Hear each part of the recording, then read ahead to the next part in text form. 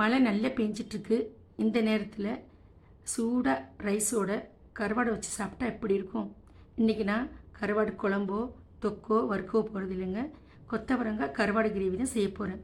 சூப்பராக இருக்குங்க அந்த கிரேவி. வாங்க எப்படி செய்யலான்னு பார்க்கலாம்.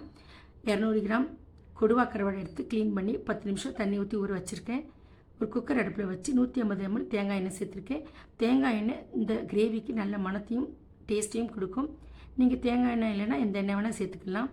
2 வெங்காயத்தை பொடியாக நறுக்கி சேர்த்துருக்கேன்.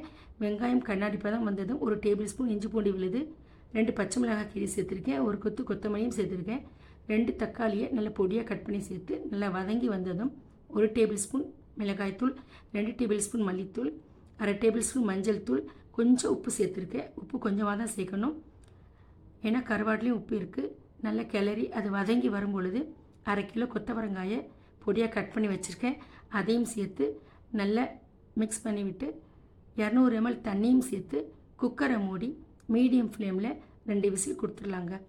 அடுத்து கருவாடலை க்ளீன் பண்ணி சின்ன சின்ன துண்டுகளாக கட் பண்ணி கொஞ்சமாக மிளகாய்த்தூள் சேர்த்து அதை ஒரு 5 நிமிஷம் ஊற வச்சுட்டு அப்புறம் எண்ணெயில் வறுத்து நம்ம எடுத்து வச்சுக்கலாம்.